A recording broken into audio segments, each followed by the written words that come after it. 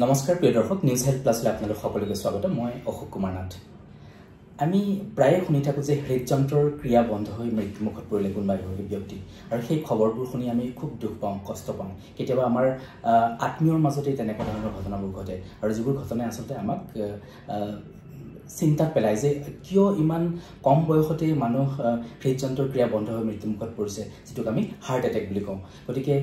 আমি এনে ধৰণৰ ঘটনাবোৰ শুনি থাকো গতিকে এই কথাখিনি আমি আজি পাতিবৰ বাবে আমি সহজ সৰলভাৱে পাতিবৰ বাবে আজি আমাৰ কাষত আছে দেশৰ প্ৰখ্যাত হৃদৰোগ বিশেষজ্ঞ কাৰ্ডিঅলজিষ্ট ডাক্তৰ ইন্দ্ৰ কুলাধিপতি ডাক্তৰ কুলাধিপতি নমস্কাৰ অনুষ্ঠানত আপোনাক স্বাগতম হয় গতিকে ডাক্তৰ কুলাধিপতি আপুনি আমাক খুব সহজ সৰলভাৱে বুজাই দিয়কচোন যে এই যে হৃদযন্ত্ৰৰ ক্ৰিয়া বন্ধ হৈ মৃত্যুমুখত পৰে বুলি কয় হাৰ্ট এটেক হৈ মৃত্যুমুখত পৰে বুলি কয় গতিকে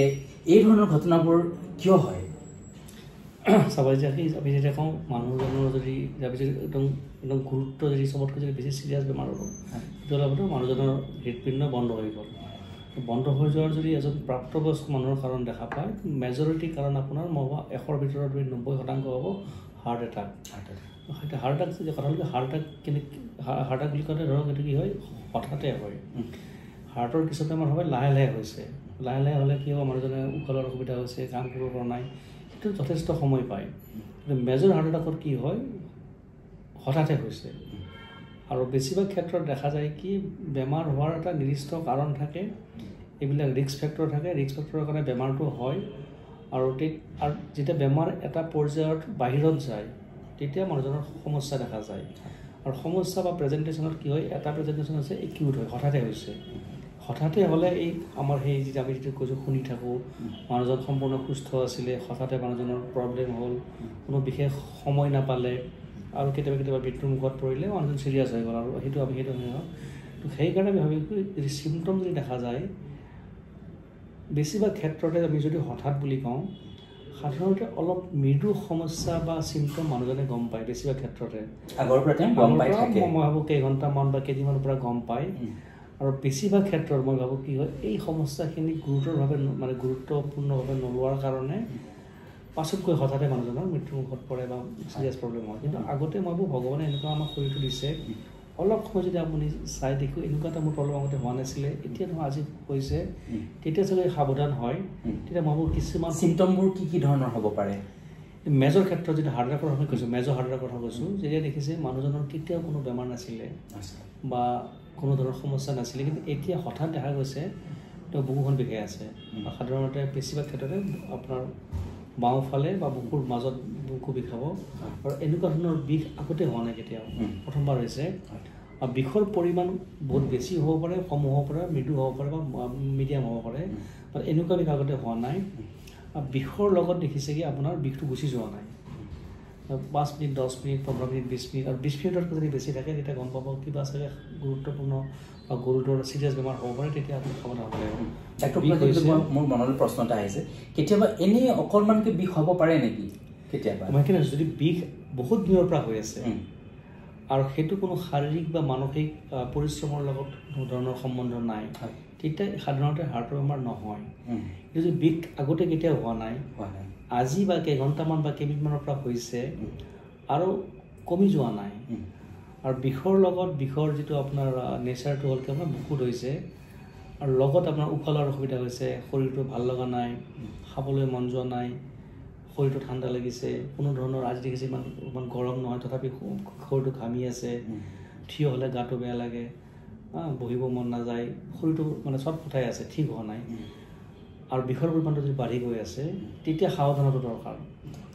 ইয়াতে এটা গুৰুত্বপূৰ্ণ কথা কি বেছিভাগ ক্ষেত্ৰত বিষৰ যিটো চিভিয়াৰিটি হয় যদি বিষৰ যদি স্কেল আপুনি 0 to 10 ধৰে 0 মানে বিষ নাই আৰু 10 মানে মেক্সিমাম বিষ হয় বেছিভাগ ক্ষেত্ৰত বিষ ইমান বেছি নহয় আপোনাৰ দেখিব আউট অফ 10 চাগে 2 3 4 তো বিষৰ পৰিমাণটো বেছি নহয় কিন্তু বিষটো গুচি যোৱা নাই তেতিয়া আপুনি সাৱধান হ'ব হ'ল আৰু বিশেষকৈ যিবিলাক মানুহৰ ধৰক বয়স হৈছে যিবিলাকৰ ডায়েবেটিছ আছে ব্লাড প্ৰেছাৰ আছে কলেষ্ট্ৰল আছে অলপ আগতে কেতিয়াও চেকআপ হোৱা নাই তো প্ৰাপ্তবয়স্ক মানুহ বা যিমানে বয়স বেছি হ'ব যিমানে ৰিস্ক ফেক্টৰ থাকিব স্মকিং থাকিব কলেষ্ট্ৰল থাকিব ডায়েবেটিছ থাকিব তেতিয়া আৰু বেছি হোৱাৰ সম্ভাৱনা আছে গম পালোঁ হয় গতিকে আমি হৃদৰোগ নহ'বৰ কাৰণে আমি কি আমি নিজৰ ফালৰ পৰা কৰিব পাৰোঁ নিজৰ ফালৰ পৰা আমি কি কৰা উচিত যাতে আমি হৃদৰোগ নোহোৱাকৈ আমি গোটেই জীৱনটো আমি চলিব পাৰোঁ আমি ভাবিব পাৰোঁ কি এটা কথা কি যদি কাৰোবাৰ হৃদৰোগ হৈছে তেতিয়া যদি সঠিক সময়ত যদি ডায়েগনচিছ হয় ট্ৰিটমেণ্ট হয় তেতিয়াও আমি বহুতখিনি তাৰ কনচিকুৱেঞ্চ বা পৰিণামটো আমি কমাব পাৰোঁ সেইটো হ'ল এটা পৰ্যায় 2 নম্বৰ পৰ্যায় হয় কি আপোনাৰ কোনো ধৰণৰ সমস্যা হোৱা নাই কিন্তু যদি শৰীৰত লাহে লাহে যদি তাৰ কিবা নিৰ্দিষ্ট চেঞ্জেছ আছে সেইটো বাহিৰৰ পৰা আপুনি গম নাপায় তেতিয়া আপুনি পৰীক্ষা কৰিলে গম পাব সেইটো হ'ল আপোনাৰ যেনেকৈ diabetes control blood pressure control কিছুমান ক্ষেত্ৰত যদি বহুত বছৰৰ পৰা ডায়েবেটিছ ব্লাড প্ৰেছাৰ আছে তেতিয়াহ'লে কিছুমান নিৰ্দিষ্ট ধৰণৰ টেষ্ট আছে সেইটো হ'ল কি বেমাৰ যদি আৰম্ভণি হৈছে তেতিয়া ধৰা পৰিব আৰু তেতিয়া আপুনি বেমাৰৰ পৰিমাণৰ অনুসৰি আপুনি নিৰ্দিষ্ট পৰ্যায়ৰ ট্ৰিটমেণ্ট ল'ব লাগিব লাইফষ্টাইল এক্সাৰচাইজত থাকিব আৰু 3 নম্বৰটো হ'ল কি বেমাৰৰ ৰিস্ক ফেক্টৰে হোৱা নাই মানে বেমাৰটো হ'বৰ কাৰণে যিখিনি আপোনাৰ ৰিস্ক ফেক্টৰ থাকে যিটোৰ কাৰণে হাৰ্টৰ বেমাৰ হ'ব পাৰে ভৱিষ্যতে সেই কাৰণটোৱে আপুনি হ'ব দিয়া নাই সেইটো ধৰক আমাৰ বেছিভাগ জনসাধাৰণৰ কাৰণে দৰকাৰী কথা যেনেকৈ আপোনাৰ কিছুমান বস্তু আপোনাৰ হাতত আছে আপুনি যদি সঠিক সময়ত যদি আপুনি উপযুক্ত যদি আপুনি লয় পদক্ষেপ লয় তেতিয়া কমাব পাৰে কিছুমান আপোনাৰ হাতত নাই যেনেকৈ আপোনাৰ বয়সটো আপোনাৰ হাতত নাই বয়স বাঢ়ি যোৱাৰ লগে লগে আপোনাৰ এটা সময়ৰ পাছত হোৱাৰ সম্ভাৱনাটো আপোনাৰ অলপ বাঢ়ি যায় ফেমিলি হিষ্ট্ৰী জেনেটিক বহুতবিলাক পৰিয়ালত দেখা যায় কি গোটেইকেইটা বংশতে বা বহুতকেইটা বংশতে বংশগতভাৱে মানে হয় সেইটো মই ভাবোঁ 10% পৰা 20% বা 80 বা আপোনাৰ 90% ক্ষেত্ৰত দেখা যায় কি আপুনি একচুৱেলি বেমাৰটো কমাব পাৰে তাৰ ভিতৰত blood pressure control diabetes control smoking নকৰাটো মদ্যপান বা এনেকুৱা ধৰণৰ আজিকালি বিভিন্ন ধৰণৰ এডিকশ্যন আছে সেইবিলাকৰ পৰা দূৰ থকাটো নিয়মীয়াকৈ ব্যায়াম কৰা আৰু খোৱা লোৱাৰ ক্ষেত্ৰত আপুনি কি খাইছে বা কি খোৱা নাই এই গোটেইখিনিয়ে মিলি পেলাই আপোনাৰ যদি আপোনাৰ সঠিক যদি আপোনাৰ পদক্ষেপ নলয় তেতিয়াহ'লে আওকাণ যদি কৰে তেতিয়া ভৱিষ্যতে গৈ আপোনাৰ হাৰ্টৰ বেমাৰ হোৱাৰ সম্ভাৱনা হ'ব আৰু যেতিয়া বেমাৰ হ'ব বেমাৰটো হ'লে কি হয় শৰীৰত যিবিলাক চেঞ্জেছ হৈ থাকে বেমাৰটো লাহে লাহে হৈ থাকে হঠাতে নহয় কেতিয়াবা আজি যদি 10টা বজাত মানুহজনৰ হাৰ্ট এটাক হৈছে 10টা বজাত বেমাৰটো হোৱা নাই বেমাৰটো চাগে লাহে লাহে কেইবছৰমানৰ পৰা লাহে লাহে হৈ গৈ আছে আৰু বাঢ়ি গৈ যেতিয়া বহুত হৈ গ'ল তাৰ এটা পেথলজিক প্ৰচেছ এটা আছে ভিতৰত ৰাপচাৰ বা ক্লট ফৰ্মেশ্যন হয় তেতিয়া মানুহজনৰ চিমটম হয় যিটো আমি হাৰ্ট এটাক বুলি কওঁ এইটো হ'ল এটা আপোনাৰ প্ৰেজেণ্টেশ্যন ছেকেণ্ড প্ৰেজেণ্টেশ্যনটো হ'ল কি আপোনাৰ লাহে লাহে হৈছে মানুহজনে লাহে লাহে গম পাইছে হঠাতে গম পোৱা নাই আৰু তেতিয়া আপোনাৰ মানুহজনৰ ক্ষেত্ৰত যথেষ্ট সময় থাকে সেইকাৰণে মই ভাবোঁ আৰু যিকোনো পৰ্যায়ত ৰিস্ক ফেক্টৰ নহ'বৰ কাৰণে ৰিস্ক ফেক্টৰ যদি ডেভেলপ হৈ যায় ব্লাড প্ৰেছাৰ কলেষ্ট্ৰল যদি হৈ যায় আৰু বেমাৰটো যদি আপোনাৰ হাৰ্টৰ দি যদি আৰম্ভ হৈছেও যদি আপুনি যদি নিৰ্দিষ্ট সময়ত যদি আপুনি ট্ৰিটমেণ্ট কৰিব পাৰে ইনক্লুডিং হাৰ্ট এটাক হৈ থাকিলেও যদি আপুনি সঠিক সময়ত যদি হস্পিটেলত যায় তেতিয়াহ'লে বহুত ক্ষেত্ৰত আপুনি কমপ্লিকেশ্যনছ বা আপোনাৰ যিটো চিৰিয়াছনেছ যিটো কমপ্লিকেশ্যনছ হয় হাৰ্ট ফেইলাৰ হওক আপোনাৰ ডেথ হওক কমাব পাৰে ধৰক খুব বুকুখন খুব বিষ হৈছে আৰু হাৰ্ট এটেক মানে এইটো এটা একদম মানে ধৰক একদম একেবাৰে নিকট সময়ত পৰি আছে মানে ব্যক্তিজন আছে যে অলপ পিছতে তেওঁ মৃত্যুমুখত পৰিব পাৰে গতিকে সেই কিমান সময়ৰ ভিতৰত ডাক্তৰৰ ওচৰ পালে বা চিকিৎসালয়লৈ তেওঁ গ'লে তেওঁ সেই ৰোগীজনক বচাব পৰা যাব প্ৰথম কথালৈকে হাৰ্ট এটাক হৈছে নে নাই সেই হিচাপে আমি যদি ইমাৰ্জেঞ্চি ৱাৰ্ডত যদি আমাৰ পেচেণ্ট যদি ইমাৰ্জেঞ্চি ৰোগী আহে 10জনে যদি বুকু বিষ লৈ আহে 10ৰ ভিতৰত চাগে 8জনৰে হাৰ্ট এটাক হোৱা নাই 2জনৰে হৈছে এতিয়া সেই 2জনক যাতে আপোনাৰ ট্ৰিটমেণ্টটো যাতে আপোনাৰ সঠিক সময়ত যদি পায় সেইকাৰণে যেতিয়া মই কৈছিলোঁ বুকুৰ বিষ যদি হৈছে আগতে কেতিয়াও হোৱা নাই পৰিমাণটো যদি বেছি হয় উশাহ লোৱাৰ যদি অসুবিধা হৈছে আপোনাৰ যদি ডায়েবেটিছ ব্লাড প্ৰেছাৰ কলেষ্ট্ৰল আছে আপোনাৰ যদি আগতেও কেতিয়াও কোনো ধৰণৰ পৰীক্ষা হোৱা নাই তেতিয়া কোনো টাইমৰ কথা আপুনি সেইটো সময়ত আপুনি চিকিৎসকৰ ওচৰত সেইটো সময়ত যাব পাৰে আৰু চিকিৎসক বুলি কওঁতে আপোনাৰ কাৰ্ডিঅলজিষ্ট নহয় নিয়াৰেষ্ট যিটো হস্পিটেল যদি আপুনি যদি নগাঁৱত থাকে আপোনাৰ যদি তাত যদি আপোনাৰ কাৰ্ডিঅলজিষ্ট নাথাকেও যিকোনো আপোনাৰ চৰকাৰী বা আপোনাৰ বেচৰকাৰী হস্পিটেলত যায় আৰু ডক্তৰ এজনে যেতিয়া আপুনি চাই তেতিয়া মানুহজনৰ বয়স কিমান তেওঁৰ পৰা কথাখিনি কথা শুনাৰ পাছত কি সম্ভাৱনা আছেনে নাই গোটেইখিনি কথা ক'ব পাৰিব সম্ভাৱনা যদি চান্স থাকে তেতিয়াহ'লে আপোনাৰ বেছি মেজৰ হাৰ্ট এটাকত যদি আপোনাৰ আৰম্ভ হৈছে অলমষ্ট আপোনাৰ 99% ক্ষেত্ৰত দেখা যাব কি আপুনি 99% দেখা পাব ECG যদি কৰে ইলেক্ট্ৰকাৰ্ডিঅ'গ্ৰাফি তেতিয়াহ'লে হাৰ্ট এটাক যদি আৰম্ভ হৈছে তেতিয়া গম পাব বহুত ৰেয়াৰ আছে আপোনাৰ 1% কেতিয়াবা মিছ হ'ব পাৰে তো যদি আপোনাৰ চিমটম আছে সম্ভাৱনা আছে যদি ECG কৰে তেতিয়া মেজৰ হাৰ্ট এটাকত আপুনি লগে লগে গম পাব মাইনৰ হাৰ্ট এটাকৰ ক্ষেত্ৰত অলপ কথাটো হয়তো বেলেগ হ'ব তেতিয়া আপোনাৰ আকৌ চিকিৎসকৰ পৰামৰ্শ লাগিব কেতিয়া আৰু তাৰ পাছত টেষ্ট কৰিব লাগিব মেজৰ যি আমি মেজৰৰ কথা কৈছোঁ মেজৰত আমি কম সময় পাওঁ আৰু হাৰ্ট এটাকত কিয় ইম্পৰ্টেণ্ট কি আপোনাৰ যদি হস্পিটেলত আপুনি মেজৰ হাৰ্ট এটাকত যদি দেখা পাওঁ মৃত্যুৰ সম্ভাৱনা প্ৰথম 24 ঘণ্টাত চবতকৈ বেছি প্ৰথম 24 ঘণ্টাতে যদি দেখা যিখিনি আপোনাৰ মেজৰ হাৰ্ট এটাকত দেখিব আপোনাৰ একো যদি ট্ৰিটমেণ্ট নলয় চাপ'জ মানুহজনে মেজৰ হাৰ্ট এটাক হৈছে কোনো ধৰণৰ ট্ৰিটমেণ্ট লোৱা নাই অক্সিজেনো লোৱা নাই ঔষধো লোৱা নাই তেতিয়াহ'লে দেখিব 100ৰ ভিতৰত 30জন মানুহ ঢুকায় এভাৰেজ আৰু এই 30জন মানুহৰ 50% 50% আপোনাৰ 24 ঘণ্টাৰ ভিতৰত ঢুকায় তো সেইকাৰণে যিটো আপোনাৰ মৃত্যুমুখত পৰাটো বা বাকী চিৰিয়াছ কমপ্লিকেশ্যনৰ সম্ভাৱনাটো চবতকৈ বেছি আৰম্ভণিতে হয় প্ৰথম ঘণ্টাত চবতকৈ বেছি তাৰপাছত লাহে লাহে কমি যায় আৰু এদিনত মেক্সিমাম 50% তাৰপাছতো থাকিব বাট সিমান বেছি নহয় আৰু মই যে কৈছোঁ 10ৰ ভিতৰত চাগে আপোনাৰ 8জন মানুহৰ হোৱাই নাই বা ফাৰ্ডাৰ ৰেগুলেশ্যন লাগিব সেইটো ইমান আৰ্জেণ্ট নহয় ইমান ইমাৰ্জেঞ্চি নহয় তেতিয়া আপোনাৰ যথেষ্ট সময় আছে এই যে 10ৰ ভিতৰত 2জন মানুহ থাকিলে 2জন ধৰক দেৰিকৈ গ'ল আৰু ধৰক আৰু কিয় আৰু যি মই বুলি কৈছোঁ যে কি বেছিভাগ ক্ষেত্ৰত মই দেখিছোঁ চিকিৎসক হিচাপে বিষৰ পৰিমাণটো বেছি গুৰুতৰ নহয় বিষটো আছে বাট বহুত বেছি সাংঘাতিক বিষ নহয় তো তেতিয়া মানুহে অৱহেলা কৰে 2 নম্বৰ হাৰ্ট এটাকৰ ক্ষেত্ৰত কি হয় যেতিয়া হাৰ্টৰ বিষ কিয় হয় বুকুৰ বিষ কিয় হয় হাৰ্টৰ মাংসপেশীটো যেতিয়া আপোনাৰ ব্লাড ছাপ্লাই বন্ধ হয় তেতিয়া মানুহৰ বুকু বিষায় আৰু যেহেতু হাৰ্টৰ মাংসপেশীবিলাক এটা সময়ৰ পাছত যদি ব্লাড ছাপ্লাই যদি বন্ধ হৈ থাকে তেতিয়া অলপ সময়ৰ পাছত আপোনাৰ যিটো শৰীৰৰ যি টিচুবিলাক আপোনাৰ সেইবিলাক সম্পূৰ্ণৰূপে আপোনাৰ ধ্বংস হৈ যাব মৰি যাব মৰি যোৱাৰ পাছত সেইবিলাকে বিষ উৎপন্ন নকৰে তো 10ৰ পৰা 12 ঘণ্টাৰ পাছত মানুহজনৰ বিষ কমি যায় চাওক আপোনাৰ বিষ হৈছে বা মোৰ বিষ হৈছে মোৰ সঁচাকৈ হাৰ্ট এটাক হৈ আছে আৰু মই হস্পিটেলত যোৱা নাই তো বিষটো 10ৰ পৰা 12 ঘণ্টাৰ ভিতৰত সাধাৰণতে কমি যায় আৰু তেতিয়া মানুহজনে ভাবে কি মোৰতো বিষটো কমি গ'ল মোৰ চাগে বেমাৰটো ভাল হৈ গ'ল তাৰ নেক্সট পৰ্যায়টো আৰম্ভ হয় তেতিয়া তাৰ কমপ্লিকেশ্যন আৰম্ভ বিষটো কমি গ'ল কিন্তু এতিয়া আপোনাৰ ব্লাড প্ৰেছাৰ কমিছে হাৰ্টবিট বাঢ়িছে উশাহ ল'ব পৰা নাই নিজৰ শৰীৰটো ভাল লগা নাই কাহ হৈ আছে হাৰ্ট ফেইলৰ ফালে গৈ আছে এই পাছৰ কমপ্লিকেশ্যনখিনি আৰম্ভ হয় ফুল হয় বিষটোতো কমি গ'ল চাগে ভাল হ'ল বুলি ভাবে কিন্তু আচলতে আপোনাৰ কমপ্লিকেশ্যনটো আৰম্ভ হৈছে আৰু এইখিনি মই গোটেইখিনি কথা কৈছোঁ যাৰ হাৰ্ট এটাক সঁচাকৈ হৈছে হাৰ্ট এটাক নহ'লেতো এইখিনি কথা আপোনাৰ নহ'বই হয় হয় হয় খুব সুন্দৰকৈ আপুনি কথাখিনি ক'লে গতিকে আমি তেতিয়াহ'লে আমি নিজৰ চেকআপ এটা কৰাটো খুব দৰকাৰ এনুৱেলি হওক বা 3 মাহ 6 মাহৰ মূৰে মূৰে যদি আমি এটা চেকআপ কৰোঁ আৰু চেকআপত আমি কোনটো পৰীক্ষা কৰিলে আমি গম পাম যে আমাৰ হাৰ্ট এটেক হৈছে নে নাই বা হোৱাৰ সম্ভাৱনা আছে নেকি এটা কথা মই কৈছোঁ মানে হাৰ্টৰ দৰ মানে হাৰ্ট এটাক নহয় হাৰ্ট এটাক মানে যেতিয়া আপুনি কৰ'নিয়াৰী আৰ্টাৰীজৰ যিটো এটা একুট প্ৰেজেণ্টেশ্যন হাৰ্ট এটাক বুলি কয়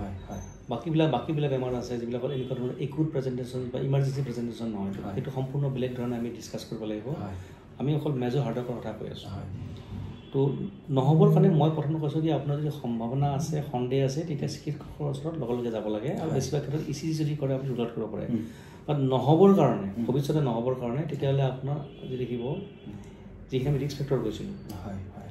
সেইখিনি ৰিস্ক ফেক্টৰৰ ক্ষেত্ৰত কি হ'ব আপোনাৰ যদি ডায়েবেটিছ আছে প্ৰধান যদি 5টা কাৰণ মই কওঁ মই কৈছিলোঁ ডায়েবেটিছ বা মধুমেহ বেমাৰী উচ্চ ৰক্তচাপ বা blood pressure abnormal cholesterol level smoking আৰু শাৰীৰিক মানসিক যিটো আপোনাৰ ষ্ট্ৰেছ থাকে আৰু আপোনাৰ যদি খোৱা লোৱাটো যদি আপোনাৰ ঠিক নহয়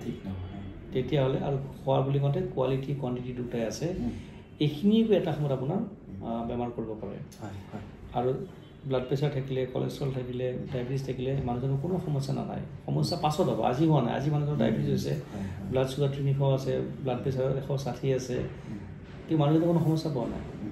মানুহ আৰু বহুতে ভাবে যে মোৰতো একো প্ৰব্লেম নাই ব্লাড প্ৰেছাৰ 250 আছে কিন্তু এইটোৱে এটা সময় পাছত শৰীৰত আপোনাৰ ক্ষতি কৰিব আৰু সেইটোৱে আপোনাৰ হাৰ্ট এটাক হ'ব পাৰে কিডনি ফেইলাৰ হ'ব পাৰে বিভিন্ন ধৰণৰ ষ্ট্ৰোক হ'ব পাৰে হাৰ্ট ফেইলাৰ হ'ব পাৰে বহুত ধৰণৰ বেমাৰ হ'ব পাৰে খুব সুন্দৰকৈ বুজাই মই কোৱা কৈছিলোঁ কি ইয়াত কি মানুহজনৰ চিমটম মানে মানুহজনৰ যি কিবা সমস্যা আছে সেইটো অকল বেমাৰৰ এটা পাৰ্ট হয়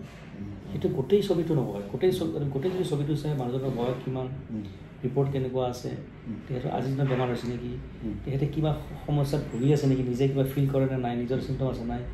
গোটেইখিনি মিলি পেলাই আপোনাৰ ট্ৰিটমেণ্ট কৰিব লাগিব কেতিয়াবা এক্সেচিভলি আমি অকল মানুহজনৰ চিমটমত ফ'কাছ কৰোঁ মানে আপুনি অসুবিধা আছে নেকি আপুনি কিবা অসুবিধা পাইছে নেকি মানে ভাগৰ লাগে নেকি মোৰতো ভাগৰ লগা নাই মোৰতো মূৰ বিষ হোৱা নাই মোৰতো একো দিগদাৰ লগা নাই তো মই কিয় ঔষধ খাম তো মই সেইটো কাৰণে মই ভাবোঁ আজিৰ 2024 চনত ইমানখিনি সুবিধা থকাৰ পাছতো আমি চাগে যিমানখিনি মানুহে সেইখিনি সুবিধা ল'ব লাগিছিলে সেইখিনি চাগে ল'ব পৰা নাই মই ভাবোঁ এটা সজাগতাৰ অভাৱ আৰু 2 নম্বৰ আমি সদায় ভাবোঁ কি বেমাৰ চাগে মোৰ নহ'ব মোৰনো কিয় হাৰ্টিছ হ'ব মোৰতো একো হ'ব নালাগে আৰু সদায় এইটো হিউমেন টেন্ডেঞ্চি কি মোৰ বেমাৰ নহ'ব মোৰ সন্মুখৰজনৰ হ'ব মোৰ ঘৰৰ মানুহ যদি হৈ যায় মোৰ নহয় তেওঁৰ হ'ব পাৰে সেইটো ফিলিঙৰ কাৰণে সদায় আমি যেতিয়া আমাৰ বেমাৰ হয় তেতিয়া আমি মানে আচৰিত হৈ যায় মোৰ কিয় হ'ল কিন্তু আপুনি কিয় হৈছে দেখিছে আপুনি আগৰ পৰাই আপুনি এইখিনি আপুনি বাধা দিব পাৰিলে হয় বাধা আপুনি এইটো মানে অৱহেলা কৰিলে আটাফৰি এতিয়া আপুনি ভুগিছে হয় হয় হয় ডক্টৰ কুলাধিপতি এতিয়া মোৰ এইখিনিতে মোৰ মনলৈ এটা প্ৰশ্ন আহিছে যে আমাৰ এগৰাকী ব্যক্তিয়ে তেওঁ খুব ব্যস্ত ইমানেই ব্যস্ত যে তেওঁৰ নিজৰ ব্যৱসায় আছে নিজৰ সংসাৰ আছে গুটিবিলাক আছে তাত তেওঁ ব্যস্ত হৈ থাকে কিন্তু যিটো দেহাই বা যিটো মনেৰে যিটো দেহা বা মনৰ সহায়ত তেওঁ গোটেই কামবোৰ কৰি আছে সেই দেহা বা মনটো তেওঁ যত্ন নলয় আমাৰ বহুত মানুহে আজিকালি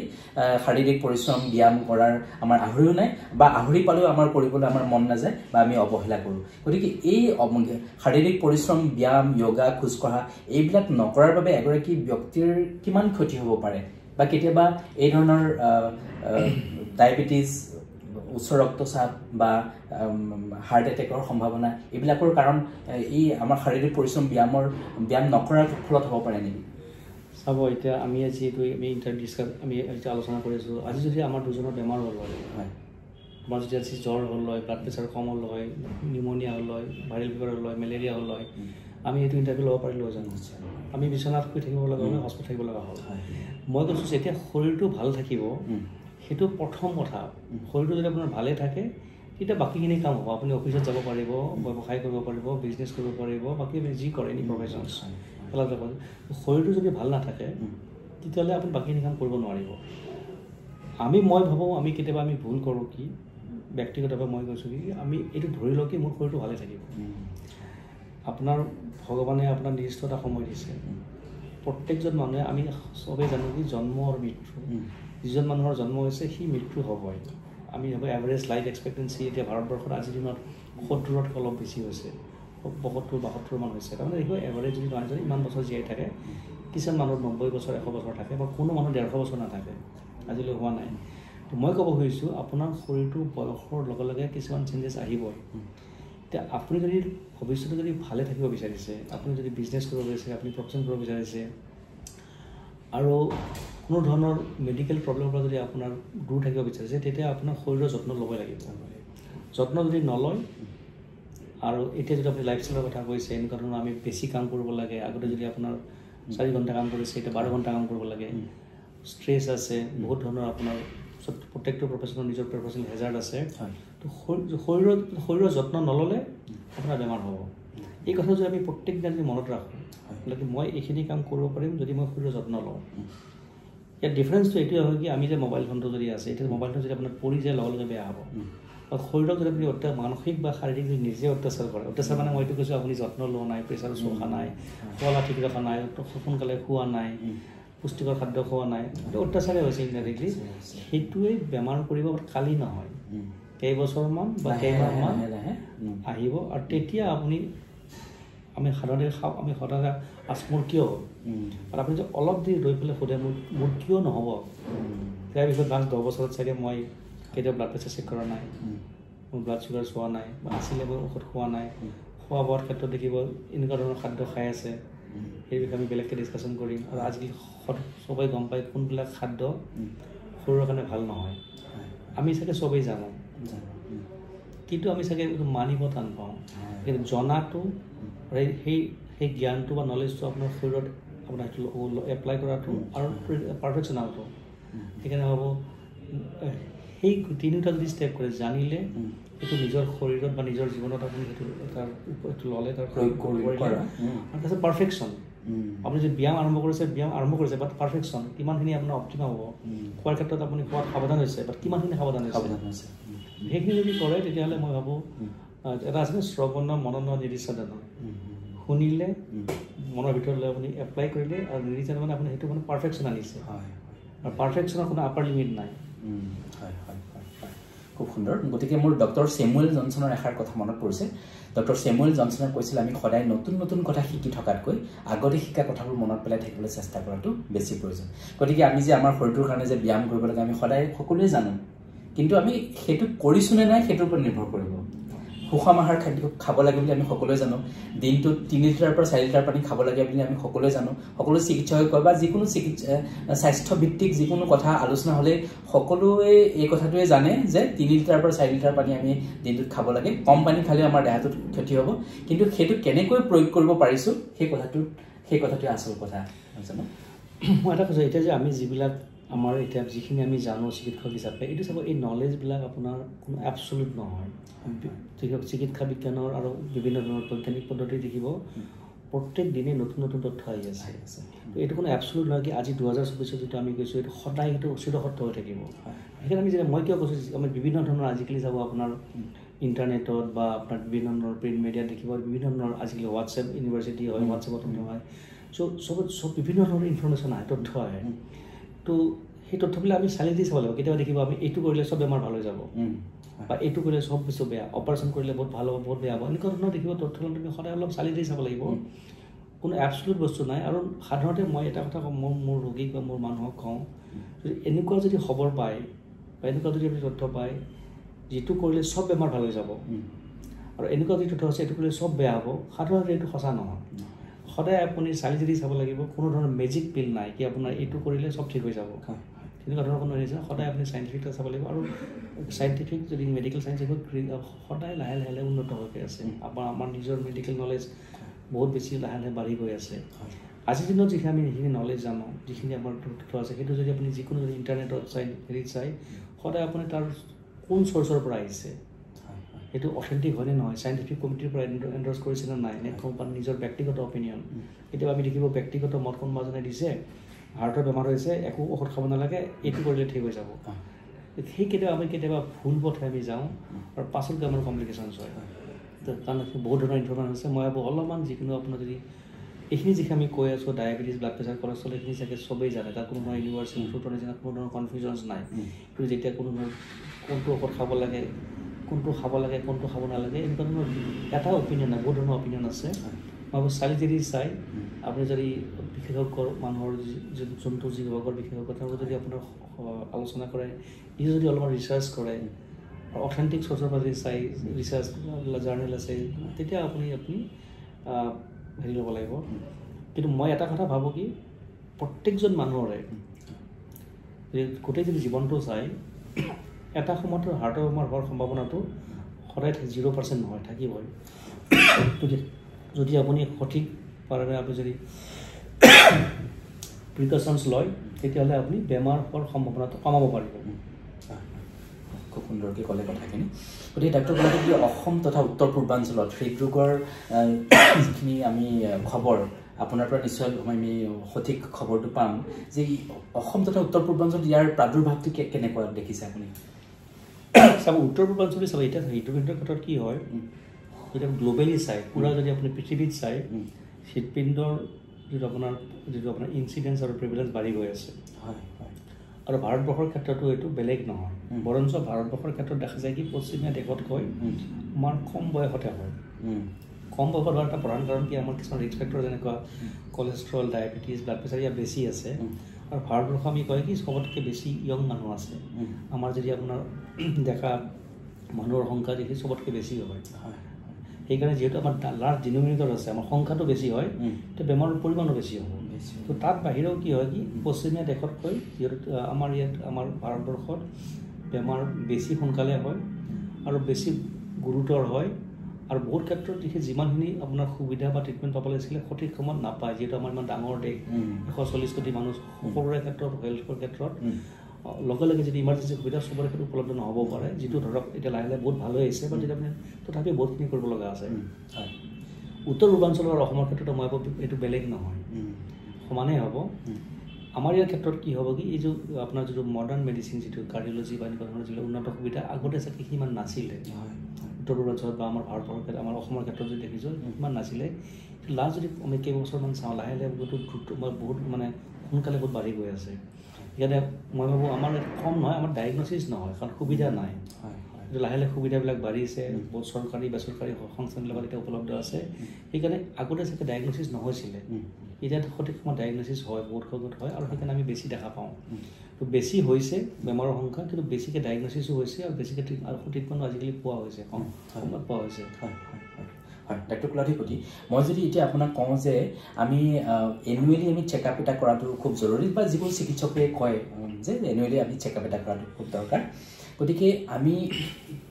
কি পৰীক্ষা 3টা বা 4টা আপুনি ক'ব যে এই 3টা 4টা পৰীক্ষা কৰিলে এগৰাকী ব্যক্তিয়ে কিবা সম্ভাৱনাময় কিবা ৰোগৰ পৰা হাত সাৰি থাকিব পাৰিব, বা হৃদযন্ত্ৰৰ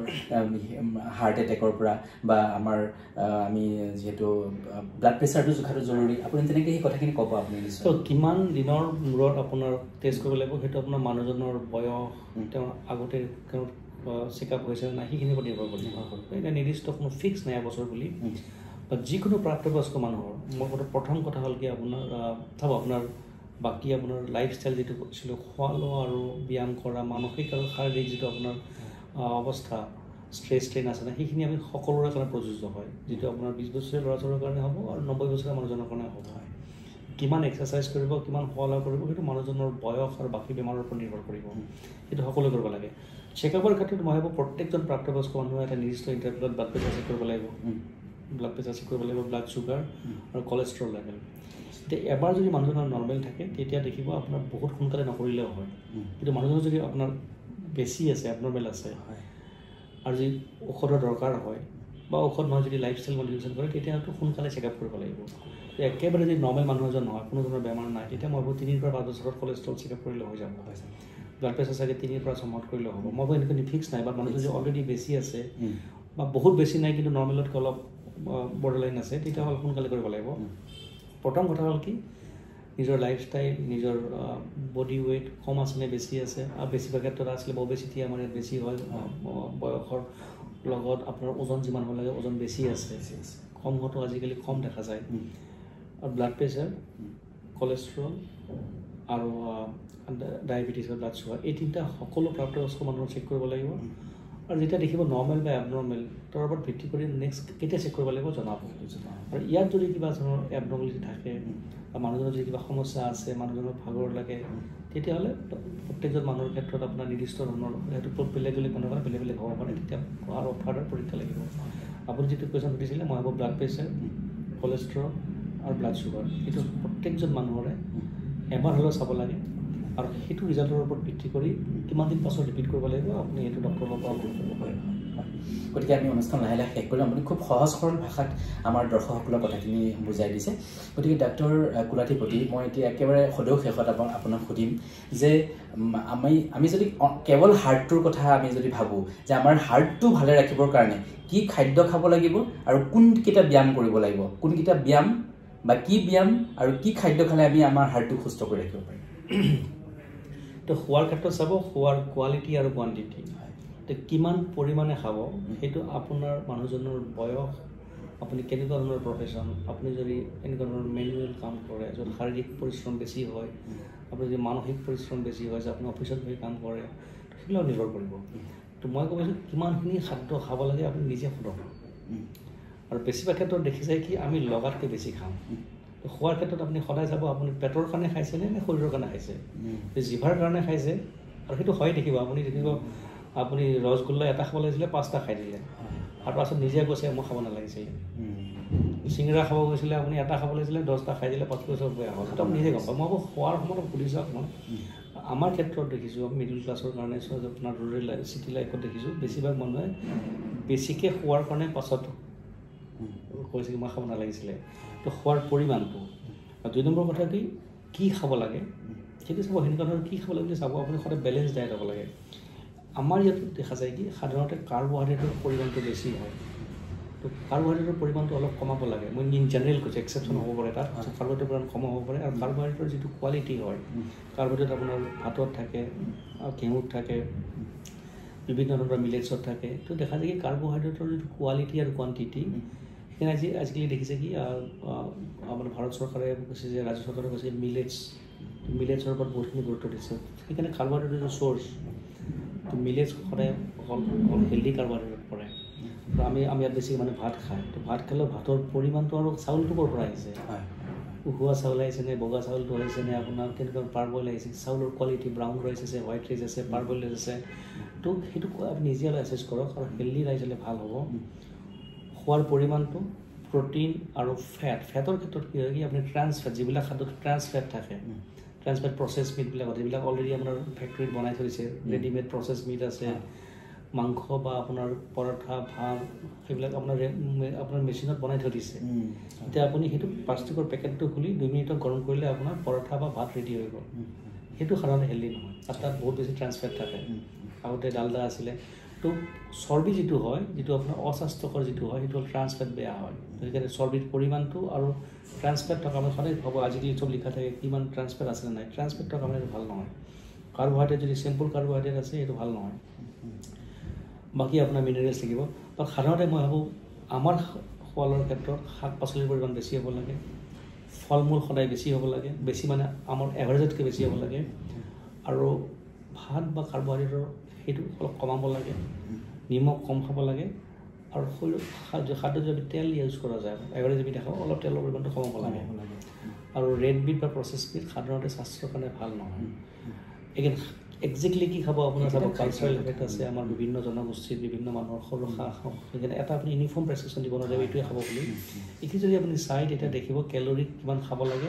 আৰু কোৱালিটি যদি চাই তেতিয়াহ'লে আপোনাৰ দেখিব আপোনাৰ এইখিনি আপোনাৰ বেমাৰৰ সম্ভাৱনা কমাব পাৰে। হয়, আৰু তাৰপিছত আমাৰ ব্যায়ামৰ কথাটো, ব্যায়ামৰ চাব, ব্যায়ামৰ ক্ষেত্ৰত চাব, ব্যায়ামৰ যিটো আমি যদি ৰিকমেণ্ডেশ্যন যদি চাইণ্টিফিক কমিটিৰ পৰা যদি চাওঁ, তেওঁলোকে কৈছে কি আপোনাৰ ব্যায়ামৰ ক্ষেত্ৰত দেখিব ইউচেপ কাৰ্ভ আছে। বহুত যদি বেছি কৰে সিমান বেছি আপোনাৰ ৰিটাৰ্ণ নহয়। এটা আছে ল অফ ডিমিনিছিং ৰিটাৰ্ণ, বহুত বেছি কৰিলে বহুত বেছি লাভ নহ'ব, বৰঞ্চ এটা সময়ৰ পিছত লোকচান হোৱা আৰম্ভ হ'ব। সেইকাৰণে এটা আপাৰ লিমিট আছে, এটা ল' লিমিট আছে। তো এতিয়া যদি চাইণ্টিফিক ডাটা যদি চাই ব্যায়ামৰ ক্ষেত্ৰত মডাৰেট ইণ্টেনচিটি, আৰু মডাৰেট মানে কি এজন মানুহৰ কাৰণে মডাৰেটটো বেলেগ, এজন মানুহৰ কাৰণে মডাৰেটটো বেলেগ হ'ব পাৰে। মডাৰেট ইণ্টেনচিটি যিটো ধৰক বহুত বেছি সাংঘাতিক বেছি নহয়, বহুত কমো নহয়, আৰু সপ্তাহত কৈছে 300 মিনিট। 300 মিনিট মানে যদি আপুনি 5 দিন ৰেষ্ট টাইম লাগে, সেইকাৰণে সপ্তাহত 2 দিন ৰেষ্ট কৰক, বাকী 5 দিনত আমি 1 ঘণ্টা 60 মিনিট আৰু 5 আপুনি 300 মিনিট হৈ গ'ল। তো মেক্সিমাম যিটো বেনিফিট দেখা গৈছে কি অপটিমেল বেনিফিট দেখা গৈছে কি আপুনি 300 মিনিট কৰে সপ্তাহত, এদিনত নহয় 5 দিনত ভগাই লৈ যদি কৰে, আৰু এদিন বা 2 দিন যদি ৰেষ্ট কৰে, তেতিয়াহ'লে আপোনাৰ মেক্সিমাম আপোনাৰ বেনিফিট পাব স্বাস্থ্যৰ ক্ষেত্ৰত। কিন্তু মই ভাবোঁ 10 মিনিটো যদি কৰে তথাপি আপোনাৰ তাৰ পৰা লাভ হ'ব। আৰু যদি আপুনি মেক্সিমাম লাভ বিচাৰিছে তেতিয়াহ'লে আপুনি 1 ঘণ্টা কৰিব লাগিব। 1 ঘণ্টা যদি 3 ঘণ্টা কৰে বা 5 ঘণ্টা কৰে তেতিয়া কিন্তু ক্ষতি হ'ব পাৰে, যদিহে আপোনাৰ শৰীৰটো তাৰ কাৰণে উপযুক্ত কৰি আপুনি তৈয়াৰী কৰি লোৱা নাই। মই এভাৰেজ মানুহৰ কাৰণে 1 ঘণ্টা, আৰু কি ধৰণৰ এক্সাৰচাইজ কৰিব সেইটো মানুহজনৰ এদিন বয়সৰ ওপৰত নিৰ্ভৰ কৰিব, তেওঁলোকৰ বেলেগ বেমাৰ আছে নেকি, বহুত ধৰণৰ আঁঠুৰ বেমাৰ থাকে, তেখেতে আগতে কৰিছেনে নাই, তেখেতৰ এজমা থাকিব পাৰে, তেখেতৰ বেলেগ বেমাৰ থাকিব পাৰে। বাট অভাৰ অল যদি খোজ কঢ়াটো এটা ব্যায়াম, যিখিনি এৰোবিক এক্টিভিটি যিকোনো মানুহে কৰিব পাৰে। কিমান স্পীডত কৰিব সেইটো আপোনাৰ শাৰীৰিক ফিটনেছ, শৰীৰৰ ফিটনেছৰ ডিপেণ্ড কৰিব। খোজ কঢ়াটো এটা ব্যায়াম,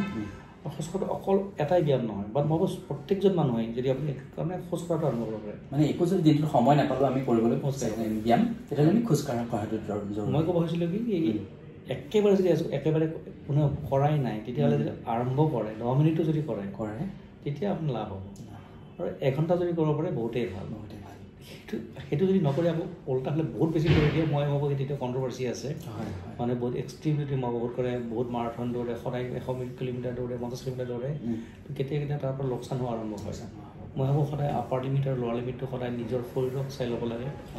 আৰু এজন প্ৰাপ্তবয়স্ক মানুহে যদি ব্যায়াম আৰম্ভ কৰিছে তেখেতে তেতিয়া ব্যায়াম আৰম্ভ কৰাৰ আগতে অলপ চিকিৎসকৰ পৰামৰ্শ কৰিব লাগে। তো শৰীৰৰ অলৰেডি বেমাৰ হৈ আছে আৰু তেওঁতো বেছি ব্যায়াম কৰিব যায় তেতিয়া তেওঁৰ কেতিয়াবা তেওঁৰ কমপ্লিকেশ্যনছ হয়। সেইকাৰণে মানুহ যদি এক্সাৰচাইজ কৰাৰ আগতে ব্লাড প্ৰেছাৰ কৰে, মানুহজনৰ ব্লাড প্ৰেছাৰ বেছি আছে চাপ'জ, আৰু আনইউজুৱেল নহয় 50 বছৰীয়া মানুহজনৰ ব্লাড প্ৰেছাৰ 160 বা 180 হৈ আছে, মানে ব্লাড প্ৰেছাৰ চেক নকৰাকৈ ব্যায়াম কৰিব কৈছে, তেতিয়া তেওঁৰ প্ৰব্লেম হ'ব পাৰে। সেইকাৰণে এতিয়া 2-3টা টেষ্ট কৰি ল'ব লাগে। যদি ডক্টৰে কয় ঠিকে আছে তেতিয়া আপুনি ব্যায়াম কৰক, আৰু লাহে লাহে কৰক। আৰম্ভণি সদায় লাহে লাহে কৰি তাৰপিছত নিজৰ শৰীৰক কিমানখিনি আপোনাৰ ফিটনেছ বা আপোনাৰ যিখিনি টলাৰেঞ্চ পাৱাৰ চাই আপুনি বঢ়াব পাৰে 1 ঘণ্টা এদিনৰ কাৰণে। খুব সুন্দৰকৈ গোটেই কথাখিনি সহজ সৰলভাৱে ক'লে গতিকে আমি নিশ্চয় বুজি পাইছোঁ আমাৰ দৰ্শকসকলেও নিশ্চয় বুজি পাইছে যে আমি যে সাধাৰণতে শুনো যে হৃদযন্ত্ৰৰ ক্ৰিয়া বন্ধ হৈ মৃত্যুমুখত পৰিলে গতিকে সেইটো এদিনতে হোৱা ঘটনা নহয় সেইটো আমি আমাৰ কিছুমান অৱহেলাৰ কাৰণে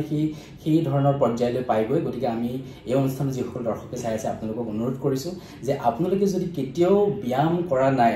হয়তো তেনেকুৱা নাথাকিব পাৰে যদি আপোনালোকৰ মাজত ব্যায়াম সঁচাকৈ কেতিয়াও কৰা নাই আপোনালোকে আৰম্ভ কৰক আৰু ডাক্তৰ গুলাদেৱীয়ে কৈছে যে একো নকৰাতকৈ 10 মিনিটো যদি কৰে আৰু যদি আপোনাৰ হাতত একেবাৰে সময় নাই দিনটোত তেতিয়াহ'লে আপুনি খোজ কাঢ়াটো এটা সাংঘাতিক ভাল ব্যায়াম গতিকে ডাক্তৰ গুলাদেৱী আপুনি খুব সুন্দৰকৈ আমাক সহজ সৰলভাৱে আমাৰ দৰ্শকসকলে বুজি পোৱাকৈ গোটেই কথাখিনি ক'লে গতিকে আপোনাৰ বহুমূলীয়া সময় আমি পালোঁ গতিকে আপোনাক আমি নিউজ হেল্থ প্লাছৰ তৰফৰ পৰা ধন্যবাদ আৰু কৃতজ্ঞতা জ্ঞাপন কৰিছোঁ আপোনাৰ সুস্বাস্থ্য কামনা কৰিলোঁ আগলৈও আপোনাক আমি আমাৰ অনুষ্ঠানত লগ পাম গতিকে আজি আপোনাৰ পৰা বিদায় লৈছোঁ ধন্যবাদ